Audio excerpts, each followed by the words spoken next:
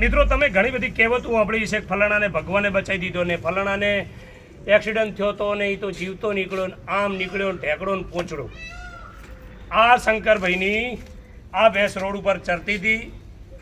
કચ્છનો એક પરિવાર જે રાજસ્થાન જઈ રહ્યો હતો અને માનપુરાની આજુબાજુ આ ભેંસને એમના આગળનો ટાયર ફાટી જતા સ્કોર્પિયો 2 પલટી ખાઈને આ ભેંસ ઉપર પડ્યો અને આ ભેંસ ઉપર પડતા એ સ્કોર્પિયો પલટી ખાવાનો તો પણ ઊભો રહી ગયો એટલે યમરાજા સાક્ષાત બ્રેક લગાઈ કહેવાય.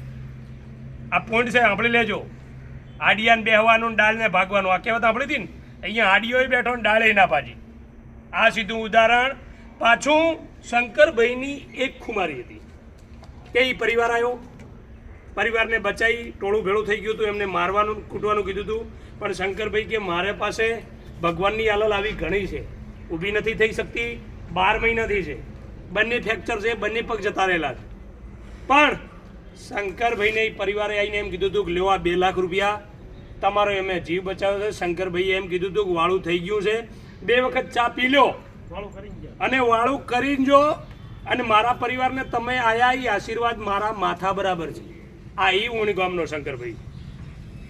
આથી ખાય ઘણું, નગે ઘણું, લૂંટે ઘણું. આ લૂંટવાવાળી જાત નથી. આમને એમ નથી કહેતા કે માલધારીનો નેહડો, આમને એમ નથી કહેતા કે આ વાલી વિહોતરનાથ, આમને એમ નથી કહેતા કે કનીરામ બાપુ હસી રહ્યા છે, અને આમને એમ નથી કનીરામ બાપુ અહીંયા આ તબેલાની વિઝિટ કરવા આવ્યો.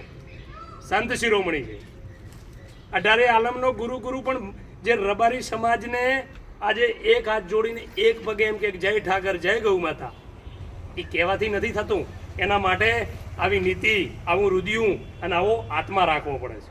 મિત્રો તમે પણ તમારી વાણીમાં, તમારી નીતિમાં અને તમારી નજરમાં, તમારી ચાલવામાં, પહેરવામાં થોડી ખટક રાખશો તો બીજા 10 ઘર તમારા લીધે તરશે. જય ગોગા મહારાજ.